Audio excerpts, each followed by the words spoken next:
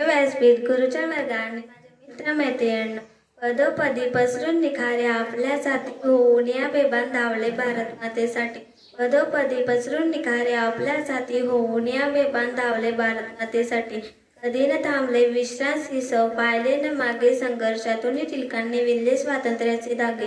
कधी न थांबले विश्रांती सव पाहिले न मागे संघर्षातून टिळकांनी विणले स्वातंत्र्याचे धागे. आभाळ जरी कोसळला तरी मी त्याच्या छातीवर पाय रोवून उभा राहीनच असे ठणकावून सांगणे. तसेच स्वराज्य हा माझा जन्मसिद्ध हक्क आहे आणि तो मी मिळवणार अशी शिवगर्जना करणारे दुर्दम्य पुरुष म्हणजे लोकमान्य बाळ गंगाधर टिळक. टिळकांचा जन्म 23 जुलै 1856 रोजी महाराष्ट्रातील रत्नागिरी जिल्ह्यातील चिखलगाव येथे झाला. बालाचे नाव पाळण्यात केशव ठेवण्यात आले, पण आई लाडाने बाल म्हणायला लागली आणि त्याच नावाने हे बाळ जगप्रसिद्ध झाले. बालाचे वडील गंगाधरपंत हे गणित शिकवत होते. तेव्हा बालाला रत्नागिरीतील लोक गुरुजीचे बाला या नावाने ओळखत. बालाला त्याचे वडील पहाटे पहाटे उठून संस्कृत श्लोक शिकवत, इतर ग्रंथांचा परिचय करून देत.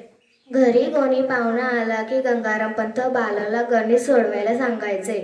बालाही तोंडी ती गणित सोडवत असेल.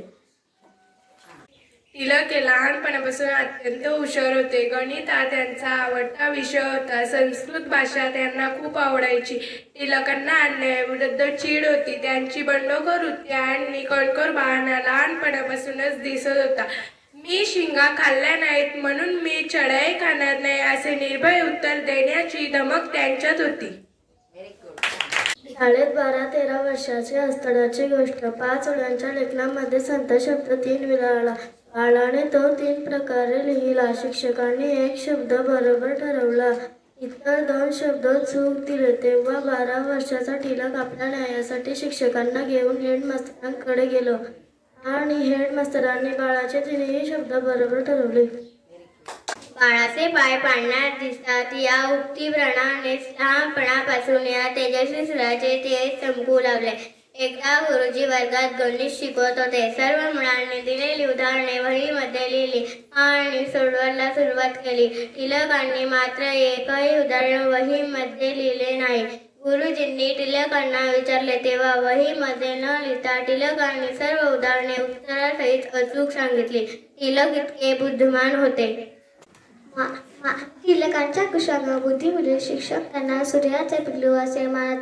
वयाच्या 16व्या वर्षी टिळक वैद्यकीय परीक्षा उत्तीर्ण झाले. पुढे त्यांनी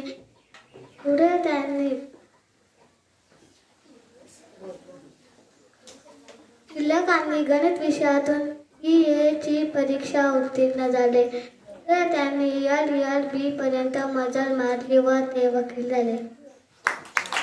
डेक्कन कॉलेजमध्ये असताना टिळकांनी गोपाल घनशावकर व विनुशास्त्री चिपळूणकर यांच्या मदतीने न्यू इंग्लिश स्कूलची स्थापना केली आणि 1885 मध्ये फर्ग्युसन कॉलेज चालू केले. या कॉलेजचे मुख्य उद्देश राष्ट्रीय शिक्षणाचा प्रसार करणे व तरुणांना नवीन प्रेरणाशक्ती देणे होता. या कॉलेजमध्ये टिळक पगार न घेता काम करू लागले.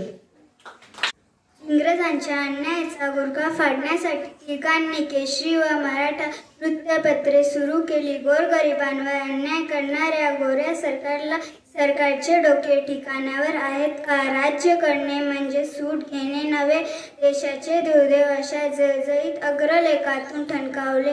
त्याचबरोबर लोकांनी एकत्र यावे आणि त्यांच्या मनात राष्ट्रीयत्वाची भावना निर्माण व्हावी यासाठी त्यांनी सार्वजनिक व गणेश उत्सव व शिवजयंती उत्सव सुरू केले. 1896 मध्ये महाराष्ट्रात मोठा दुष्काळ पडला होता.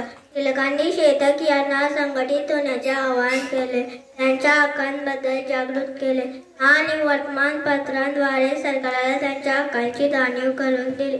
1897 साली पुण्यात आलेल्या प्लेगच्या साथीच्या काळात टिळकांची भूमिका महत्त्वपूर्ण ठरली. देशकार्य म्हणजे देवकार्य हा विचार त्यांनी भारतीयांमध्ये रुजवला.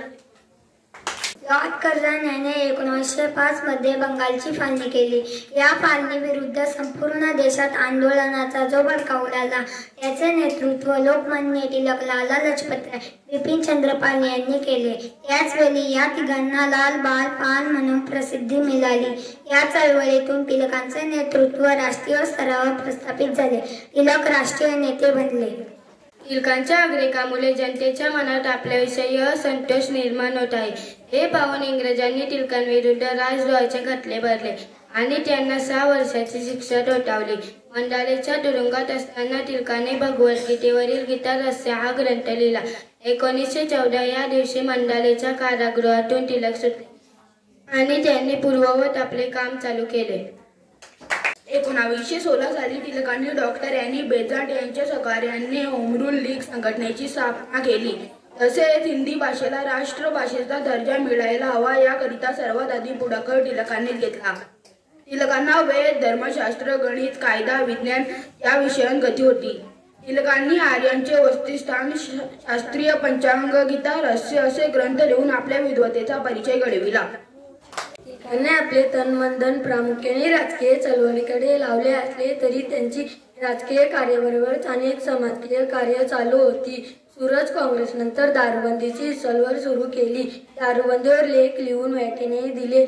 टिळकांनी पैसा फंड ही संस्था स्थापन करून लाखो रुपयांचा निधी सामाजिक हितासाठी जमा केले. टिळकांच्या आयुष्यामध्ये कोल्हापूरचे प्रकरण, ताई महाराज प्रकरण, ग्रामान्य प्रकरण आदी सामाजिक की राजकीय हा वाद, सूरज काँग्रेसमधील फूट, राजद्रोहाचे खटले, चिरोल खटला अशी अनेक वादला आली. पण टिळक सर्वांना पुरून उरले. भारतीयांच्या मनावर स्वातंत्र्य चळवळीचे महत्त्व बिंबवून इंग्रजांची लढा देण्यात त्यांनी आपले आयुष्य वेचले. जालियनवाला बाग हत्याकांडाचा टिळकांवर अतिशय खोल परिणाम झाला. त्यानंतर त्यांची प्रकृती खालावली. त्यांना मधुमेहाचे आजार ग्रासले. त्यामुळे त्यांची प्रकृती अधिकच खालावत गेली. इंग्रजांना चलण्याची एकही संधी न सोडणारा हा भारताचा लोकप्रिय नेता 1 ऑगस्ट 1920च्या मध्यरात्री ईश्वराधीन झाला आणि अवघा भारत देश शोकसागरात बुडाला. टिळकांचे धर्म म्हणजे देशप्रेम. त्यांचे खासगी जीवन धुतलेल्या तांदळासारखे स्वच्छ होते. टिळकांच्या त्यागाला तोड नाही, त्यांच्या धैर्याला सीमा नाही, त्यांच्या साध्या राणीला कुणीही तुल्यबळ नाही, त्यांच्या बुद्धितेजाला आव्हान देणारा जगात कुणीही नाही.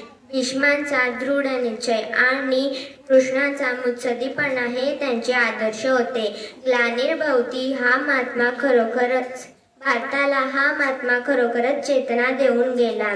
कलियुगातल्या राजकारणाचा हा मुत्सद्दी कृष्ण कलियुगातल्या अनेक शिशुपालांशी लढून गेला. म्हणूनच लोकमान्य टिळकांविषयी मी एवढेच म्हणेन, राष्ट्रप्रेम आणि स्वार्थ त्याग हीच ज्यांची ओळख, राष्ट्रप्रेम आणि स्वार्थ त्याग हीच ज्यांची ओळख. इंग्रजांचे कर्दनकाळ लोकमान्य टिळक, इंग्रजांचे कर्दनकाळ लोकमान्य टिळक.